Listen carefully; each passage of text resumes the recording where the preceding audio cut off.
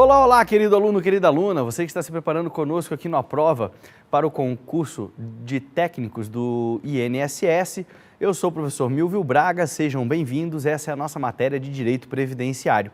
Nós iremos estudar vários pontos da matéria de Direito Previdenciário, até porque no último edital para o cargo de técnicos, a banca organizadora, que foi a FCC, ela pediu praticamente toda a matéria. Então a gente vai ver desde o início de Seguridade Social, definição de Seguridade Social, nós vamos ver quem foi, como surgiu a Previdência Social, quais são os regimes de Previdência Social, forma de custeio, plano de benefícios, prescrição e decadência, até crimes previdenciários vão estar envolvidos nos nossos estudos. Portanto, meus queridos, se preparem, teremos uma longa caminhada aí até a sua prova.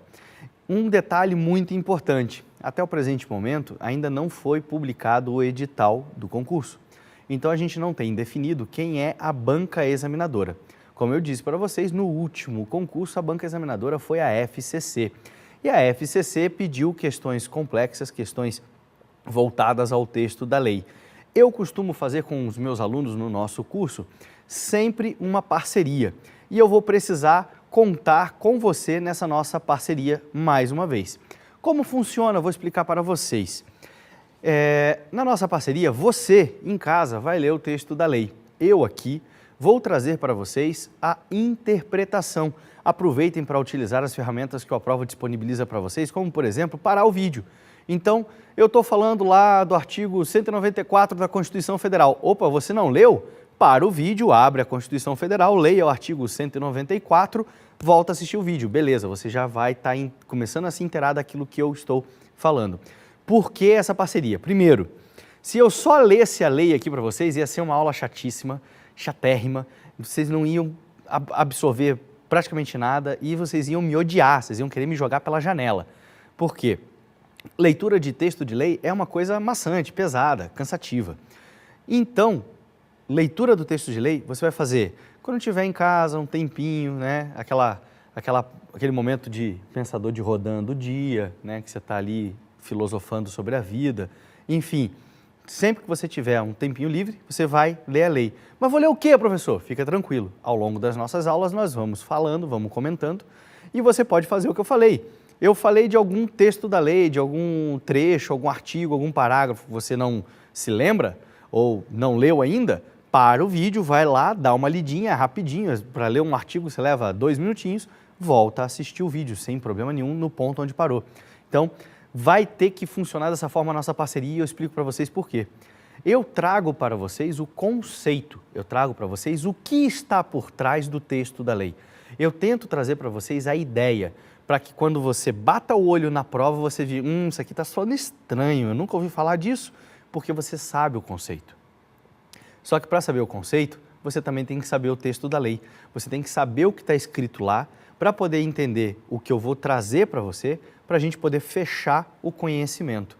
Dessa forma, garanto a vocês, vocês não vão cair em pegadinha, vocês vão entender o que a prova está exigindo, vocês vão entender o que está sendo cobrado e eu tenho certeza que vocês vão acertar as questões. Então, para início de conversa, vamos fechar essa parceria. Você em casa, lê o texto da lei, não se preocupe, eu vou passando para vocês os textos da lei que vocês vão precisar ler e eu aqui vou trazendo os conceitos para vocês, vou trazendo as interpretações, vou trazendo a lei de uma maneira mais simples, até para poder quebrar aquele juridiquês da lei, né? Aqueles termos técnicos mais pesados, aquela forma de escrita muito formal, muito arcaica, né? Que está comumente nas leis. Eu vou trazer para vocês uma linguagem mais simples, uma linguagem mais leve para que a gente consiga interagir e que fique mais fácil o estudo também, porque eu passei por isso, também fui estudante, eu também fui concurseiro, também estive no banco das universidades como aluno, então eu também tinha essa dificuldade, eu sei que é isso que normalmente atrapalha o aluno no momento do estudo para o concurso,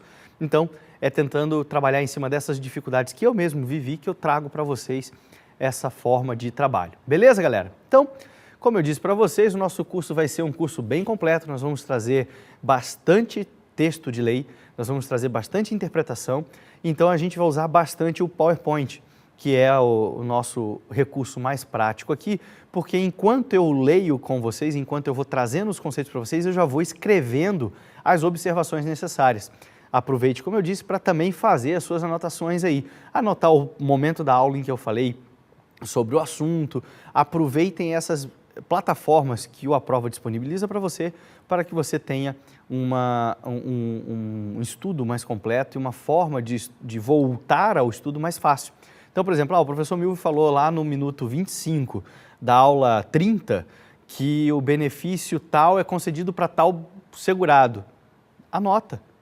Quando você tiver, olha aqui, vou voltar lá para poder ver o que o Milvio falou sobre o benefício tal. É no minuto tal da aula 30. Você vai lá na aula 30, abre o minuto tal. É mesmo. Bem lembrado. Acabou. Então, aproveitem esses mecanismos, aproveitem esses recursos que eles vão ser bem úteis para os nossos estudos. Tá certo, galera? Então, para a gente não perder mais tempo, para a gente começar de fato com a nossa parceria bacana, eu vou iniciar com vocês falando sobre o histórico evolutivo da legislação previdenciária no Brasil. Vamos falar como surgiu Seguridade Social, como surgiu Previdência Social e, o mais importante, como chegamos à forma que temos hoje de Previdência Social. Tá certo? Então, vem comigo, vamos lá para os nossos slides bacanésimos para a gente começar a falar sobre evolução e origem da legislação da Seguridade Social no Brasil. A Seguridade Social surgiu como uma tentativa de resolução aos chamados riscos sociais. Primeiro, asteriscozinho bacana da nossa aula, depois nós vamos falar do conceito dos riscos sociais. Então, a Seguridade Social, ela surgiu para resolver, olha aqui, as situações conhecidas como riscos sociais. Os riscos sociais mais evidentes protegidos pela legislação previdenciária vigente hoje são os seguintes, incapacidade laboral, ou seja, não conseguir trabalhar. Invalidez, beleza? Invalidez é parecido com incapacidade laboral, com não conseguir trabalhar. Só que a incapacidade laboral, ela tem caráter temporário. Então, eu estou dizendo que eu não consigo trabalhar por um certo tempo, mas eu vou voltar a trabalhar. Já a invalidez, ela é permanente. Eu não consigo mais trabalhar, nunca mais. Essa é a ideia, tá? Morte, dispensa comentários. Velhice também é bem prático, só para a gente poder entender, hoje a velhice, ela tem um conceito em idade mesmo, que são considerados idosos os maiores de 65 anos, tá? A gente vai ver que em alguns casos a lei permite a concessão de benefícios por velhice a partir dos 55 anos, mas alguns casos especiais. Em regra, é considerado idoso aqui para fins da Seguridade Social o maior de 65 anos, beleza? Seguindo, outro risco social também protegido hoje é o tempo de trabalho. Como assim, professor? Da seguinte forma, entenda tempo de trabalho como uma redução da capacidade laboral pelo tempo de serviço. Quanto mais tempo eu trabalho, gradativamente e proporcionalmente, a minha capacidade produtiva também reduz. Uma pessoa que tem lá 38 anos de trabalho, em teoria, pela ideia da lei, ela produz menos do que aquele que tem 1 ano de trabalho, se ambos estiverem fazendo a mesma função, por vários aspectos físicos, psicológicos, educacionais e por aí vai, tá certo? Então, para proteger esse cidadão que passou muitos anos trabalhando e que hoje já não tem mais a mesma capacidade laboral, força de trabalho, tem essa proteção relacionada ao tempo de trabalho. Isso aqui vai estar relacionado diretamente com a aposentadoria por tempo de contribuição, que antigamente, que tem esse nome hoje, antigamente era chamado de aposentadoria por tempo de serviço, tá certo? Seguindo, A proteção do trabalhador contra agentes nocivos à saúde presentes em seu ambiente de trabalho. Esse é um outro risco social, que é o trabalho realizado em ambiente que prejudica a saúde ou a integridade física do trabalhador. Vai estar relacionada com a aposentadoria especial. Mais para frente a gente também vai ver isso com mais detalhe. Mas é uma proteção que também faz parte da legislação securitária, né, da Seguridade Social. Enfim, os riscos sociais em geral são entendidos como eventos futuros, ou seja, aquilo que irá acontecer, e também incertos, porque eu não sei quando eles irão acontecer. Exceto a morte, que é considerada como um evento certo, embora indeterminado, porque você não sabe também quando vai acontecer. Aqui, quando a gente fala incerto, é que pode ser que a pessoa nunca tenha problema. Por exemplo, quando a gente fala da incapacidade laboral ou da invalidez, você pode ficar inválido amanhã, Você pode ficar inválido amanhã, como você pode passar sua vida inteira sem ter nenhum momento de invalidez. Você pode ficar sem condições de trabalhar pelos próximos 4 meses, como você pode passar sua vida inteira sem jamais parar de trabalhar. Isso é chamado evento futuro incerto. A morte, ela é certa, todos um dia morrerão, né? A única certeza que temos ao nascer é que um dia morreremos, porém, de maneira indeterminada. Eu não sei quando isso vai acontecer. Mas, enfim, os riscos sociais são entendidos como eventos futuros e incertos. Uma outra coisa que eu tenho que passar para vocês é o conceito, lembra que eu falei para a gente marcar um asterisco? O conceito de risco social. Risco social é todo evento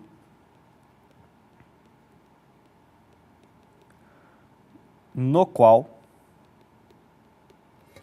o cidadão necessita de amparo do Estado. Estado aqui que a gente chama de conceito lato sensu ou conceito amplo. Quando eu falo Estado em conceito lato sensu, eu estou falando de União, Estados, municípios, Distrito Federal, tá certo? Então, quando eu falo de Estado lato sensu, eu estou falando de União, Estados, municípios, Distrito Federal, autarquias, fundações e assim vai. Então, risco social é todo evento no qual o cidadão necessita de amparo do Estado. Por exemplo, como que eu faço para manter a minha condição social, minha qualidade de vida, meu poder econômico e o conforto que eu dou à minha família, se eu não puder trabalhar por 6 meses? Aí entra a proteção social, a proteção ao risco social da incapacidade laboral. Entenderam? Essa é a ideia. O cidadão ficou doente, ele não pode trabalhar, não tem condições de trabalhar pelos próximos 6 meses. Pela doença que ele pegou, ele não vai ter condições de trabalhar. E aí, como fica a família desse cidadão? Ele necessita do amparo estatal. Ele necessita que o Estado auxilie ele de alguma forma para que ele possa voltar a prover o sustento de sua família por esse momento de incapacidade laboral. E é neste momento que temos a proteção contra o risco social através da Seguridade Social.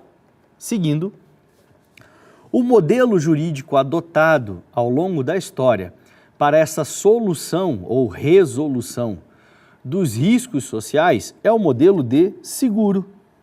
Por isso o nome Seguridade. O nome Seguridade vem da palavra seguro, tá certo? Que é o conceito lá do direito privado que apenas restou adequado ou adaptado ao direito público, porque aqui nós temos a intervenção estatal. Como todo mundo sabe, O seguro privado, você tem de um lado uma empresa, que é a seguradora, e do outro lado você tem o cidadão, que é o segurado. Então você tem dois entes privados, você não tem um ente público envolvido. Quando falamos de seguridade social, nós temos um ente público envolvido, que é o Estado, lato sensu.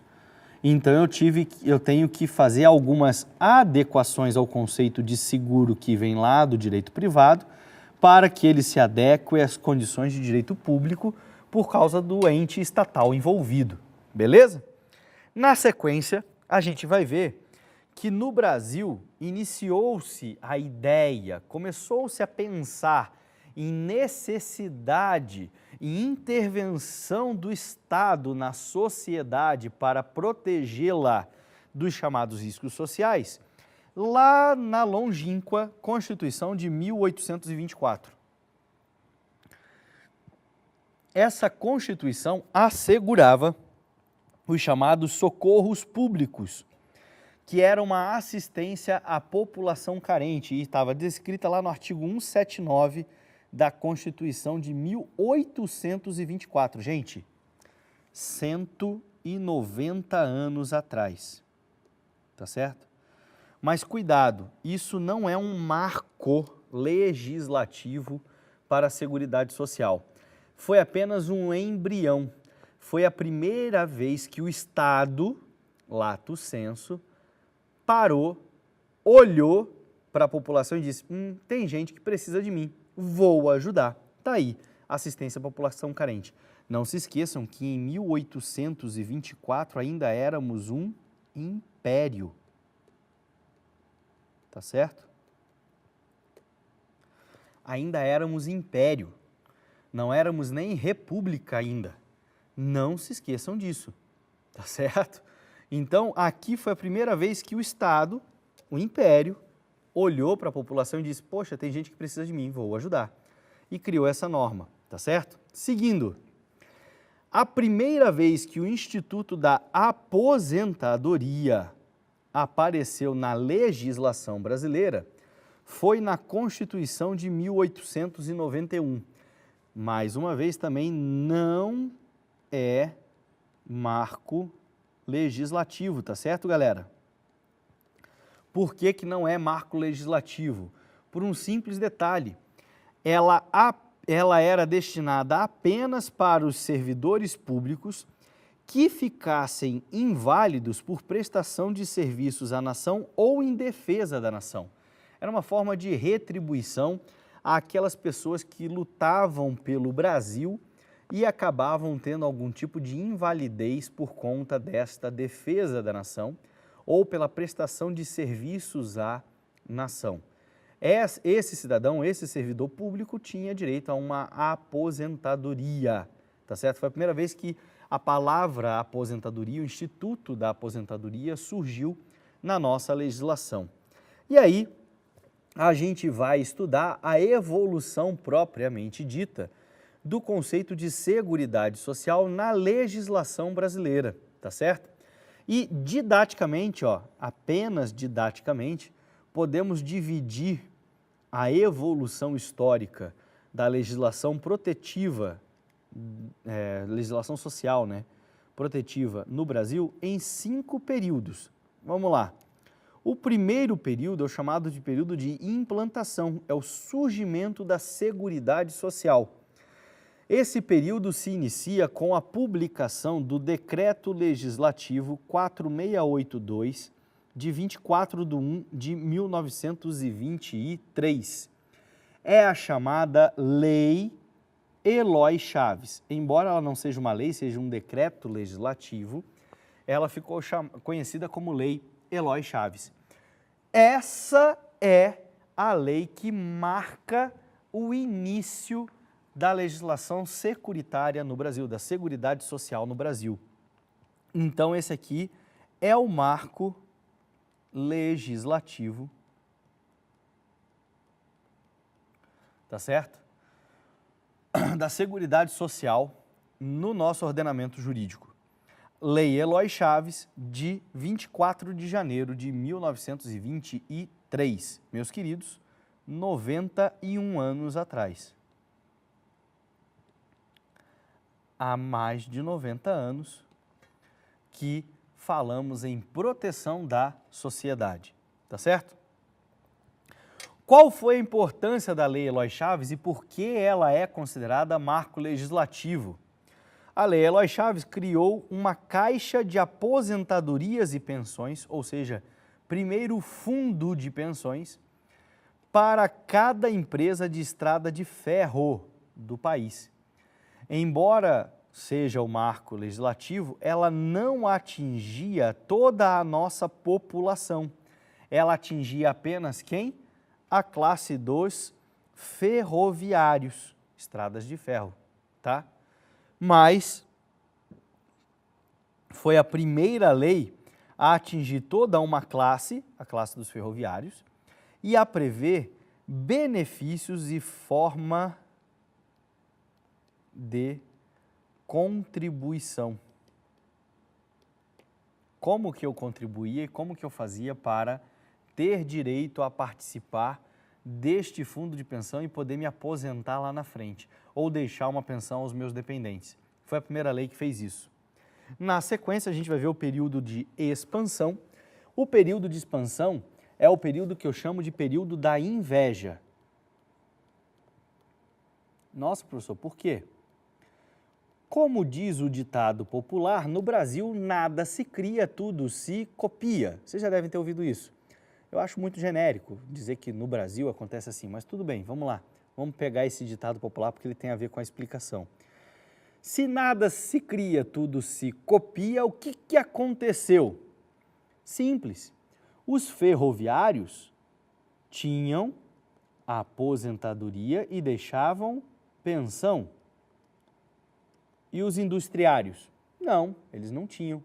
E os comerciários? Não, eles não tinham. E os trabalhadores Vamos ver o que mais que a gente pode colocar.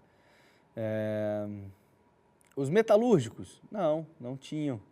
Os farmacêuticos? Não tinham. Os médicos? Não tinham. Os advogados? Não tinham. Ninguém tinha. Não, ninguém tinha. Só os ferroviários? Só os ferroviários.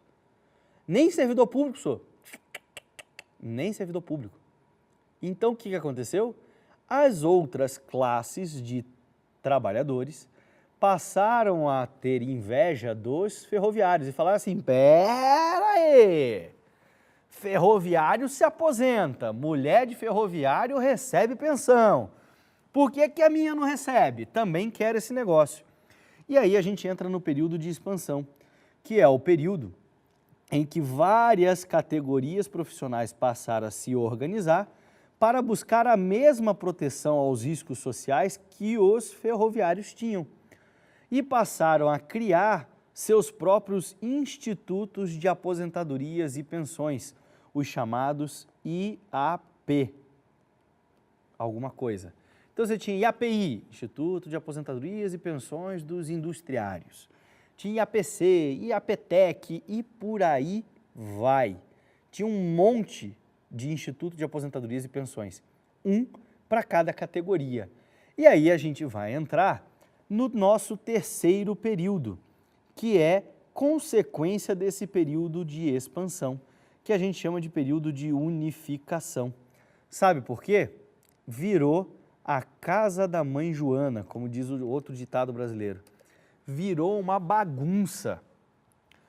Concordam comigo que o Brasil é marcado por movimentação, mobilidade social, principalmente relacionada à formação e ao mercado de trabalho? Em alguns países, como por exemplo na Índia, você tem castas que o cara nasce joalheiro, ele vai morrer joalheiro. O cara nasce ferreiro, vai morrer ferreiro. O cara nasce agricultor, vai morrer agricultor, porque ele não tem mobilidade social. No Brasil, não. No Brasil, você pode ser filho de trabalhador rural, se formar em engenheiro e trabalhar como diretor de empresa. Vai saber. Existe essa liberdade, existe essa mobilidade social. E o que acontecia? Quando eu fazia parte do Instituto de Aposentadorias e Pensões dos técnicos, eu trabalhava e contribuía para o Instituto durante 5 anos. Aí me formei e apareceu uma oportunidade e eu fui trabalhar como engenheiro. E aí eu fui para o IAPE, o Instituto de Aposentadorias e Pensões dos Engenheiros, da engenharia, enfim. O que acontecia com a minha contribuição do IAPTEC? Ficava lá no IAPTEC e depois ia ter que passar para o IAPE e ninguém sabia o que fazer com o dinheiro, como atualizar. Se eu tinha direito a transferir daqui para lá, de lá para cá, era uma bagunça e o cara não sabia. Quando ele chegava lá nos seus 60, 55 anos de idade, por qual instituto ele ia se aposentar? Quem ia pagar o benefício para ele? Como que ele ia receber benefício? Se ele morresse, a viúva ia pedir benefício de quem? Às vezes o cara ficava pouco tempo em cada um dos institutos e não preenchia a carência. E ele passou anos contribuindo para vários institutos e não tinha benefício de ninguém. E assim sucessivamente. Diante dessa situação, o governo vem e edita a LOPS, Lei Orgânica da Previdência Social. Cria-se uma unificação, uma previdência social que atende a toda a população. Essa lei é a Lei 3.807 de 1960, que perdurou até a edição da Lei 8212 e da Lei 8213 em 1991. Tá certo? A LOPS unificou todos esses institutos, então essa foi a grande sacada da LOPS, tá certo? Foi responsável pela criação do Regime Geral de Previdência Social e este regime, o RGPS, existe até hoje. Até hoje, quem comanda a Previdência Social no país é o RGPS. Foi a primeira lei que atingiu a todas as categorias profissionais de maneira única e genérica, dizendo para todo mundo quanto pagar, como pagar, o que receber